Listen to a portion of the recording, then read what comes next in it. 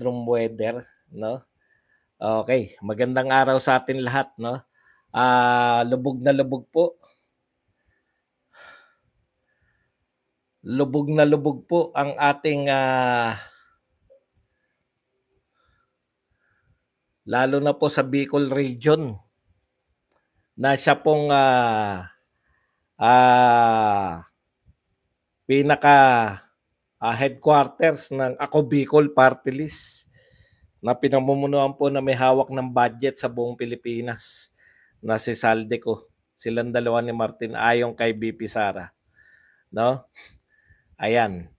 Sari-sari pong pagbaha ang nakikita natin. Talagang lagpas po o hanggang bubong po yung mga pagbaha po na ginawa. Ito po, kung kailan po dumami yung mga tinatawag nating pondo para sa, ulitin ko, kung kailan po dumami yung pondo para sa flood control. Dumami po ang pondo sa flood control. Flood control, pondo, dumami, flood control, pondo. Ay tsaka po tayo nakakakita ng malawakang pagbaha. Kung kailan po dumami ang pera sa ayuda. Pera sa ayuda. Ang dami pong pera sa ayuda. Bumabaha po ang pera sa ayuda. Pag wala pong bagyo, pag wala pong mga sakuna, eye tayo. Sa ayuda. Ang dami po, no? Tuwan-tuwa ang mamamayan. Ulitin ko, Pero ngayon, wala tayong nakikitang pagbaha din ng mga pamimigay ng ayuda. No? Alam nyo, iniisip ko nga, putya kung ayudang pinamimigay natin, yung ayuda po na ginagastos natin, direktang pinamimigay, kung yan po ay ginawa na po natin na lang, binili na lang na rubber boat yan. Magkano po rubber boat? Hindi ko po alam. Palagay nyo na ng rubber boat po ay nagkakahalaga na 100,000. Siguro naman, sobra-sobra ni 100,000 sa isang rubber boat, no? Yung 1.4 billion a day sa isang araw po. Teka, mahirap kwentahin yun. 1 billion. Sa 1 million, 100 rubber boat. Kung magkano ba rubber boat po? Magkano po ba rubber boat? Wala akong ideya. Palagay na natin siguro hindi aabot ng 100,000 yun. Para madaling kwentahin, 100,000. Ang 1 million po ay 10. 25K lang ang rubber boat. O palagay na natin 25K. Apat yung 100,000. So times 40, 1 million. Tama ba? 1 million, 40. Tapos, 1,000 million yung 1 billion. 1,000 million, 40,000. 40,000 plus another 40. Pucha, hindi ko na maintindihan. 40, mga 60,000 rubber boats ang mabibili sa loob ng isang araw na pondo nyo sa sa may flood control. Wala rin kayo nakokontrol na flood control eh. O di isang araw may 60,000 tayong rubber boat. Ilan lang po ang probinsya natin? Puta siguro wala pang 50 ang probinsya eh. 50 araw, bahang-bahan na lahat ng probinsya na rubber boat. Yun na lang ang flood control natin.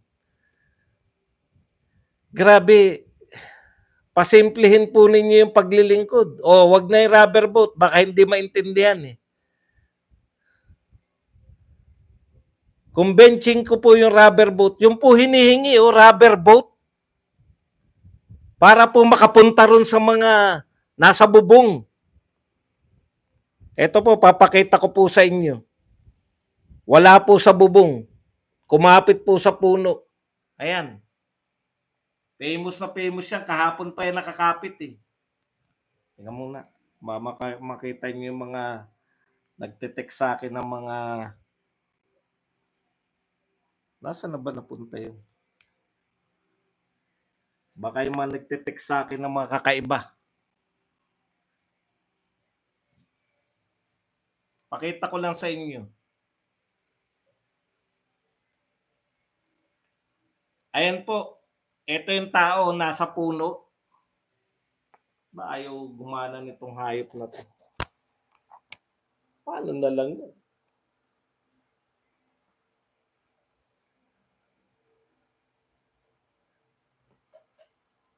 Ayan, niligtas na lang ng mga kamag-anak.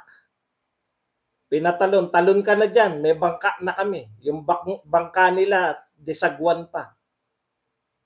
Kahapon pa po yung tao na yan. Yung tao na yan, kahapon pa yan nakasabit dyan sa puno ng nyug. Tumagal. Grabe.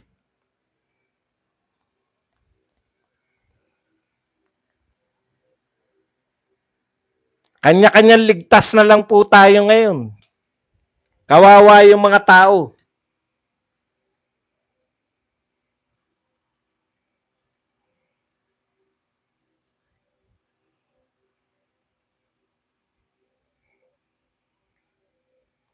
Pakinggan po natin kung ano po respond ng ating Pangulo ng Pilipinas, no? Ito po, papakita ko po sa inyo. Wala muna tayong talkies. Pakita lang natin sa inyo reaction niya. Ito po reaction ng ating presidente. It's really the flooding that we're going to have to deal with. So, anong gagawin natin? Anong gagawin natin? Anong gagawin natin?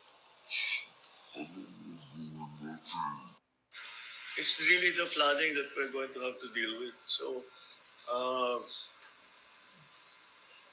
anong gagawin natin? Anong gagawin natin? Anong gagawin natin? Nasa press conference po, sinabi po ng Pangulo, it's really the flooding na poproblemahin natin. Sabay nagkamot ng ulo. Anong gagawin natin? Anong gagawin natin? Anong gagawin natin?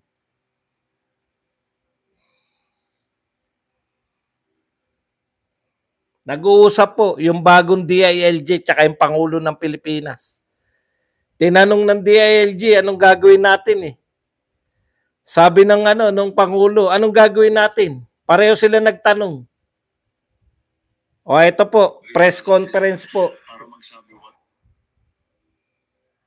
From my regional offices, para magsabi what, when they can come in. So that's what we're waiting for now. So, wala. We are at the mercy of the weather, as we always are. So we will just have to wait for the true effects of this typhoon, Christine. All right. Thank you. From my regional offices, para magsabi what, when they can come in. So that's what we're waiting for now. So, wala. We are at the mercy of the weather, as we always are. So we will just have to wait for the true effects of this typhoon, Christine. All right. Thank you. From my regional offices, para magsabi what, when we are at the mercy of the weather. So, anong gagawin natin? Wala. Wala tayong magagawa. We are at the mercy. Hintayin lang daw nila na humupa na para makapasok yung mga taga-region, taga-saan. Ano daw gagawin natin? We are at the mercy. Diyos ko, wala pa pong super typhoon. Ito po sa totoo, hindi pa po to super typhoon. No? Wala pa pong Yolanda-like o ano yung kay Digong. Meron malakas na bagyo kay Digong kasing lakas ng Yolanda eh. Mas malawak pa eh. Pero kinaya natin lahat. Ano na nga yun? Meron eh. Ompong ba o... We are at the mercy of the weather. Wala tayong ondoy. Hindi ondoy. Yung kay Digong Odette ba? Marami kay Digong pero yung kasing lakas ng si Odette. Hindi tayo gano dahil handang-handa eh. Ilang araw pa na paghandaan na eh. Paparinig ko lang po sa inyo yung mga response para hindi po, baka sabihin nyo lagi Lagi na lang to si Badong naninira eh. O, ito pa isa. Iba-iba po to ha. But yesterday we also coordinated with our US counterparts, and they are ready to send in their aircraft using our EDCA sites. Yeah, extension of the international assistance. How do we? I'm sure maraming mag-offer, but we have to coordinate it also. Sir, we have to establish first the protocols before the actual deployment of military assets, sir. Tignan nyo, pinag-uusapan, yung mga tao kanya-kanya muna ligtas, no? Kanya-kanyang ligtas yung mga tao, merong mga nakakapit sa ano, sa may saging. Tapos kanya-kanyang ligtas sila. Saging sa nyug pala, nyug. Tapos nagkukwentuhan po, nanghingi na po kami ng tulong sa US. Ito naman yung DND naman, na yung pinagmamalaki ng AFP, nanghingi na ng tulong sa US. Ito naman pong DND, si Secretary Gibo, nanghingi na rin daw sa ASEAN ng tulong. No? Nakakatakot, no? Lahat. Kamakailan lang pinagmamalaki nyo na tayo nangunguna para humingi tayo ng tulong para lalabanan ng ASEAN yung China.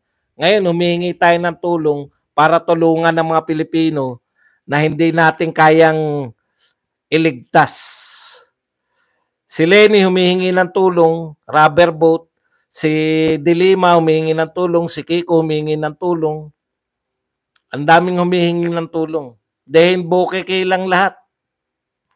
Pag yung presidente pa nagsalita, anong gagawin natin? Baha. Ano raw ang gagawin at baha?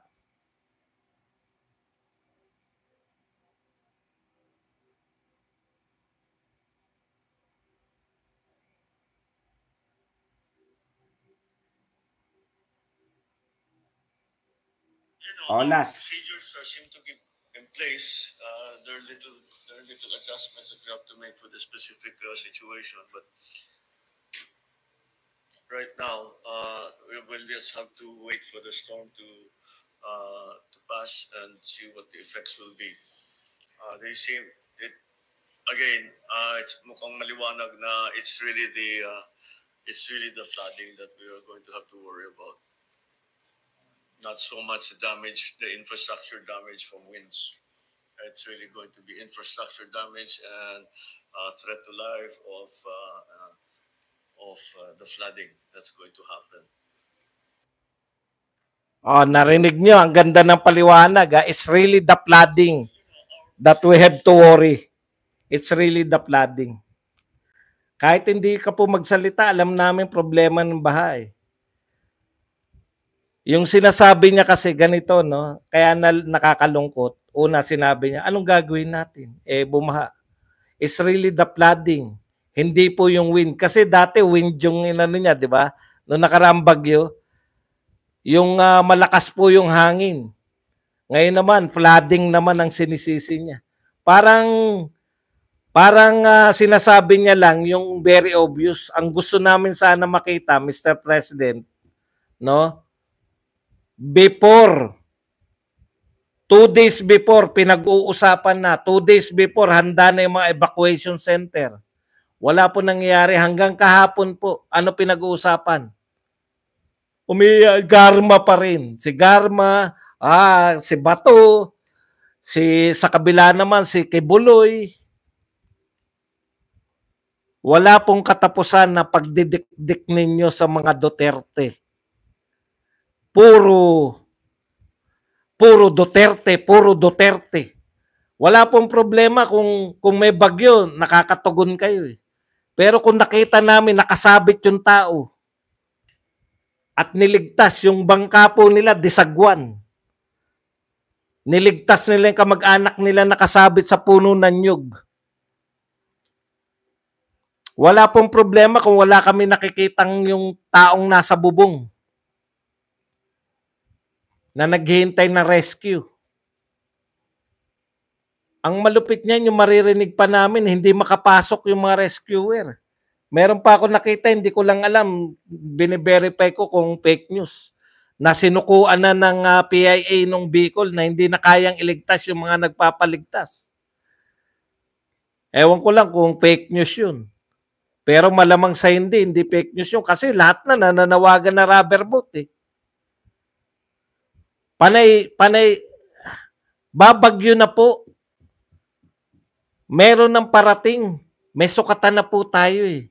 Nauso na po kahit hindi po malakas yung bagyo. Kasi ang bagyo, sinusukat hangin eh. May panukat na po tayo ng gaano karami yung ulan.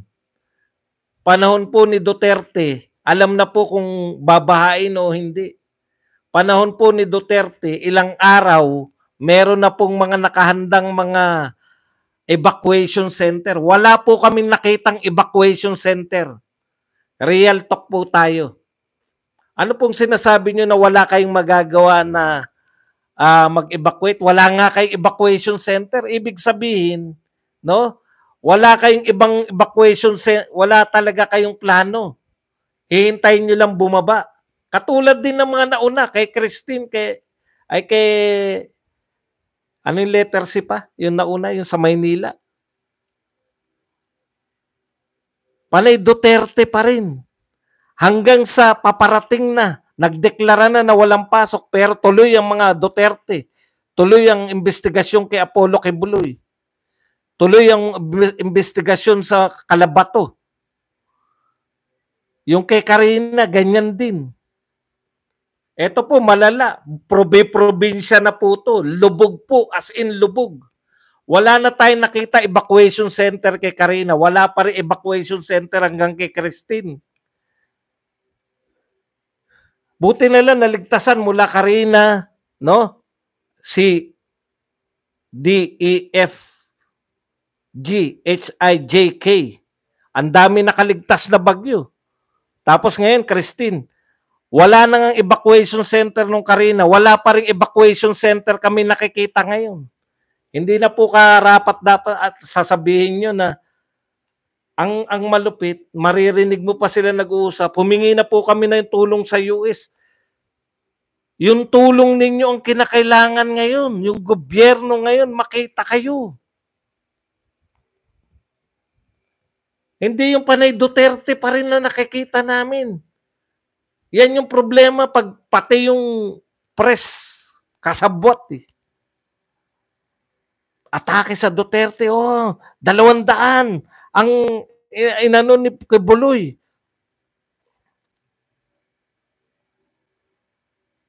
$200 daw yung ano ni, yan ang gusto niyo pag-usapan natin. Sabihin niya sa nakasabit sa puno. Sabihin niya sa may tuktok ng yero. Nasa tuktok ng bubong ngayon. Hindi mailigtas dahil puno na yung rubber boat. Inuna na lang yung mga baby na nakalagay sa batya. Batya ba tawag doon? Puta panay kayo. Masamang tao mga Duterte. Maraming pinapatay. Ngayon, ilan na namamatay ngayon? Dahil hindi nyo ma-rescue. Ang concern nila, paano sasagutin si BP Sara eh? 1 linggo na nagsalita si BP Sara, ngayon pala nasasagot. Paano? Walang kakayahan. Puta, si Gadon pa rin. Ano sabi ni Gadon? Huwag daw kayo pumayag na magpa-drug test, sabi ni Gadon. Kayong mga young guns. Kasi daw, eto malupit ha, pag nagpa-drug test daw kayo, susunod naman daw, liver test na, sasabihin. Huwag daw kayo pumayag. Kita nyo? Taga Bicol ka, tama si Chis, taga Bicol. Ang pinoproblema namin, no? Ngayon, magka-calamity fund na naman, matutuwa na naman ang lahat ng mga politiko, may calamity fund na naman. Asa na yung ayuda? DSWD. Ang lakas pa ng loob nyo, bawasan, tanggalan ng budget yung Office of the Vice President. Sabi nyo, anong katwiran nila? Bakit tatanggalan? Tinatrabaho na yan ng DSWD, Tinatrabaho na raw yan ng mga gobernador. O ngayon, panay kay Duterte. Darating na yung bagyo, hindi nyo inintindi. Ang inintindi nyo, yung sama ng loob. Paano yun? Ano yan? Papayag na lang tayo, hindi dadalo si Duterte? Ano yan? Iko-contempt nyo? Habang bumabagyo, yun ang pinoproblema nila. Paano yun nila iko-contempt?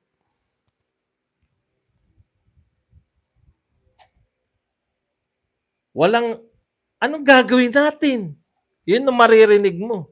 Samantalang kay Tatay Digong, 2 days, 3 days, lahat ng general naka-deploy na. Pulis at sundalo naka-deploy na. Mga rescue team naka-deploy na. Meron na tayong nakikita, pinakikita ng media. Pinakikita ng media. Kumikita ang media. Ay, pinakikita na ng media yung mga evacuation center ngayon. May pinakikita ba ang media? Kumikita ba ang media? Ay pinakikita nyo ba yung evacuation? Wala kayong may pakita. Dahil kayo ay kumikitang media, ay wala nakikita sa media na evacuation center. Meron po ba kayong nakita na evacuation center? Sa haba po, sa laki po ng bagyo? Balik na naman tayo sa paghingi ng tulong ng mga dilawan.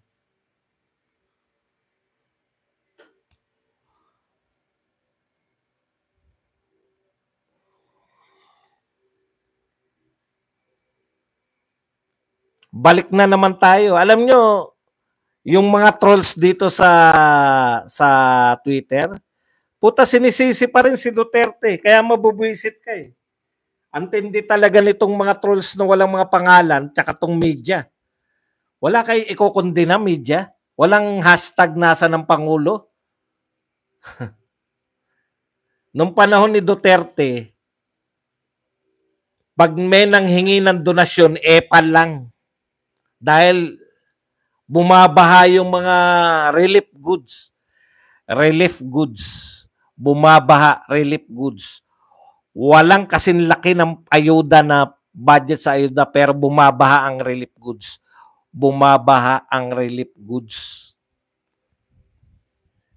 Kahit tuyuan lupa. Ngayon, putya, nasa bubong ang mga tao. Wala kaming makita. Na evacuation center man lang. Oh, isisisi na naman nila sa Duterte. Bigyan ko kayo ng halimbawa ng pagsisisi sa Duterte. Hinayopak na yan.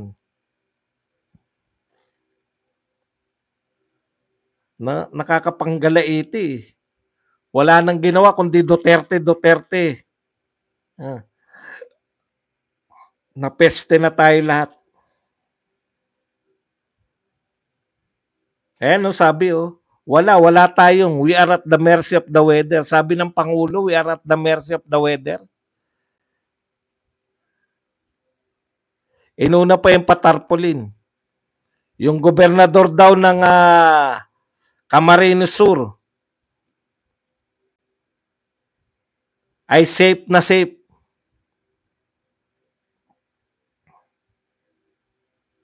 Sa Siargao.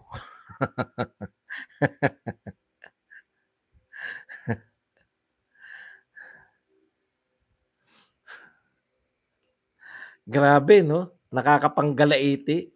Isa lang. Kinasuhan na si Goma. Ha? Grabe talaga, no? O yan, nananawagan na sila Dilima. Ito po. Isa lang yung mga sinabi lang nila na tungkol sa kasamaan na naman ng Duterte. Nakakita pa sila eh.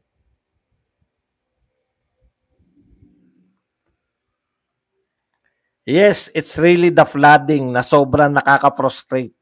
Despite of 17 billion build flood control projects daw ni Gagong Dutae. Tapos kay BBM yung sinisisi ang kagaguhan ni Digong Gonggong. Ano pala yung BBB? Bulok budol baliw? Putya, si Duterte pa rin may kasalanan ng baha ngayon. Alam niyo po, hindi naman po talaga mapipigilan yung baha eh. No? Wala po. Hindi po kami umaangal na, siyempre, may bagyo eh. Pero yung makita lang namin, yung nagsasalita yung Pangulo na parang in control siya. Pero yung sabihin mo, sige, pag-aaralan ko yung kaso ni Richard Gomez mamaya, tatalakayin natin yan. Pero yung sabihin ninyo na wala siyang magagawa yung Pangulo, anong gagawin natin? Bumabaha, anong gagawin natin? Diyos ko. Nagtatanungan sila ng DILG. Secretary. Yung Remulla. Kaya yung mga tao na mismo nagliligtas sa kanilang sarili.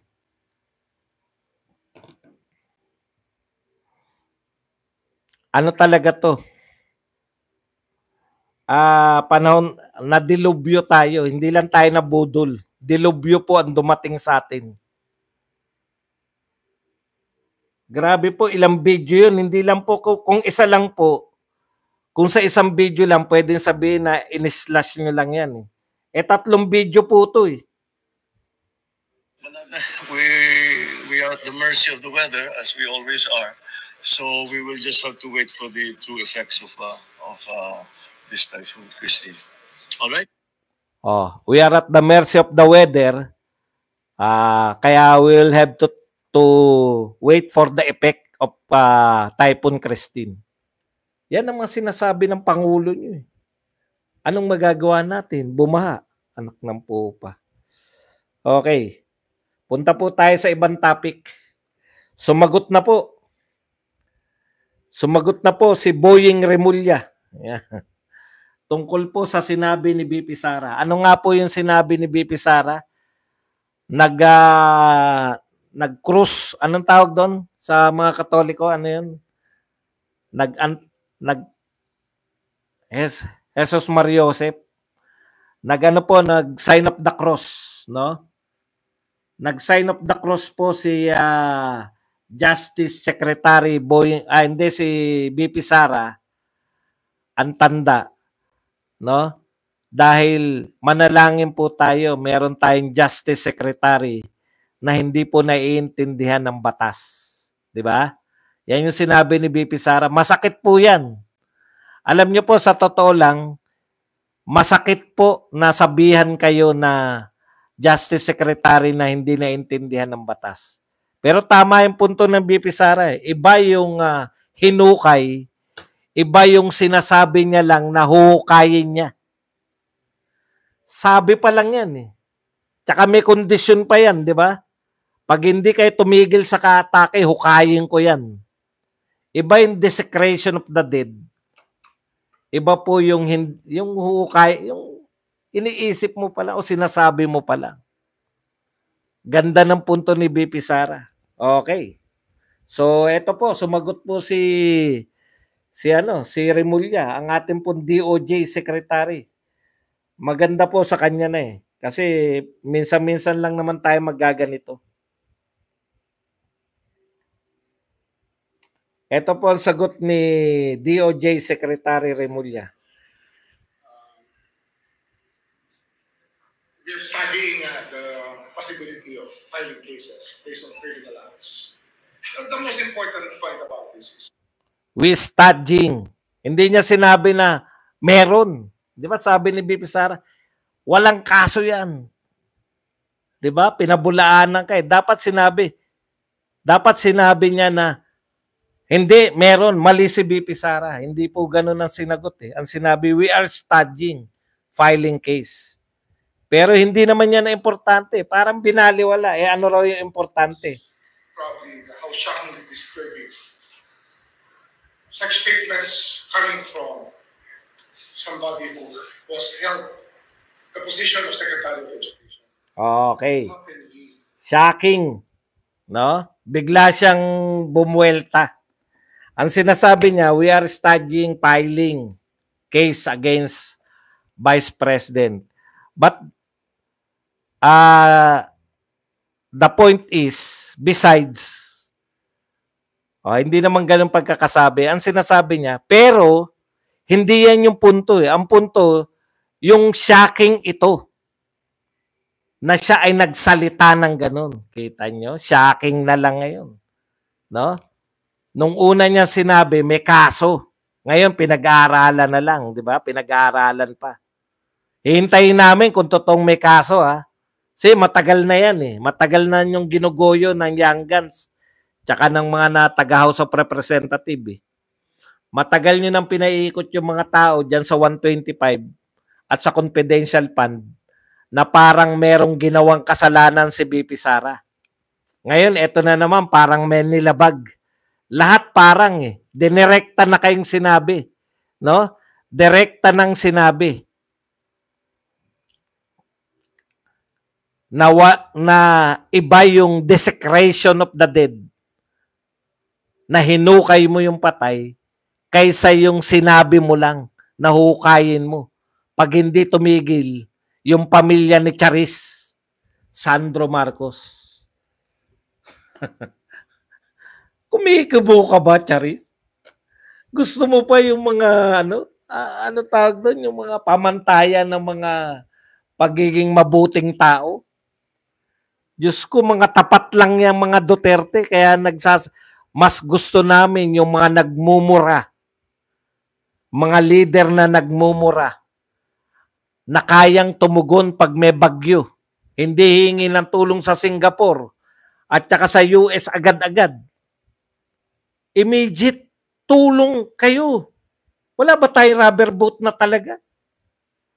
Ibilin nyo na yung flood control program nyo, wag nyo nang gawin kasi wala namang nagagawa na, wala nakokontrol na flood, eh.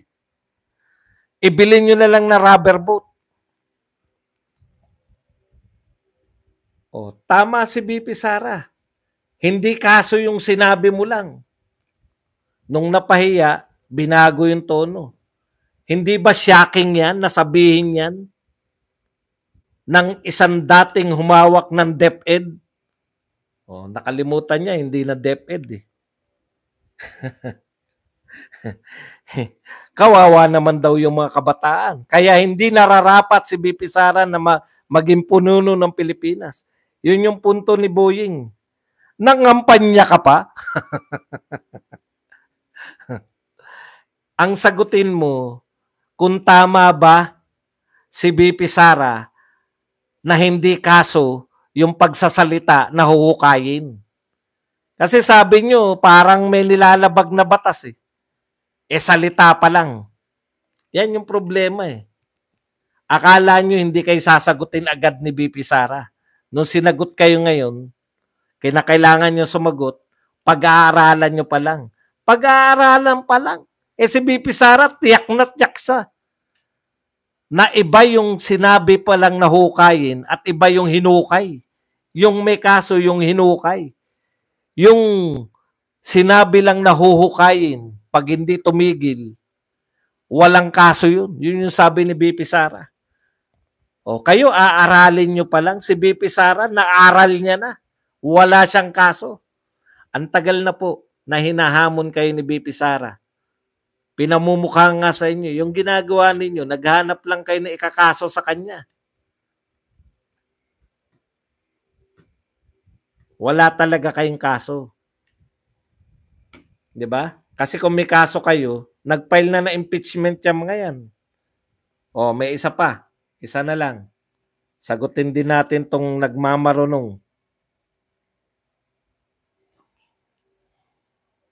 Yung, how can we entrust our youth to such person who can utter such words? Opo, kaya po natin dahil si Tatay Digong mas malala pa, mura dito, mura doon. Pero siya lang po ang nagligtas sa kabataan mula sa droga. Ito naman po. It's a deception in the highest level. Oh, antindi Antindi nito ni Congressman Laguna, Santa Rosa, Laguna, Dan Fernandez. Deception in the highest level. Wala pong deception sa pagpatay sa war on drugs.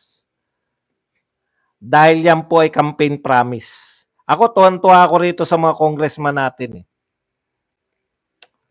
Nung si Tatay Digong nangangampanya, pag sinira nyo ang kinabukasan ng kabataan, papatayin ko kayo. Pag kayo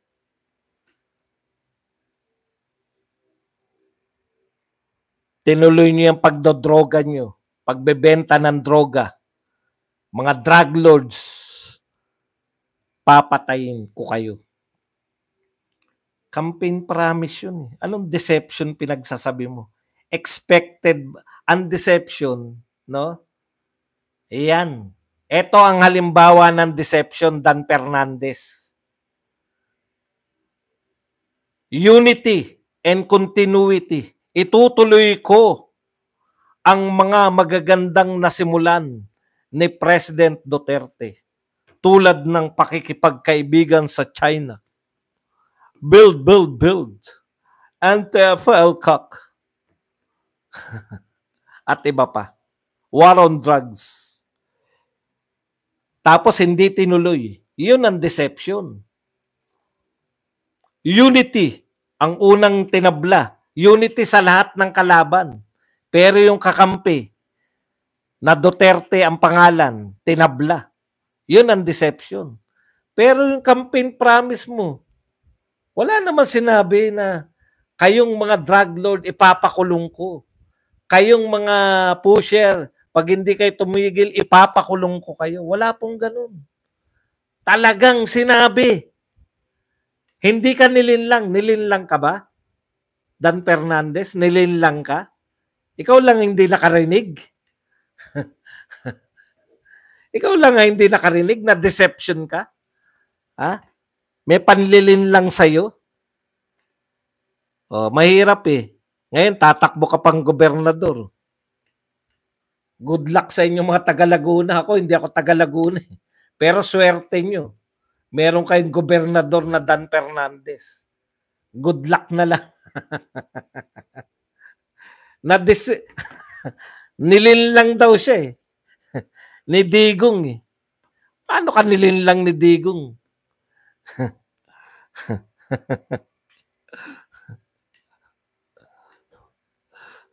Yan lang po ang ating topic. Pwede na kayong magtanong.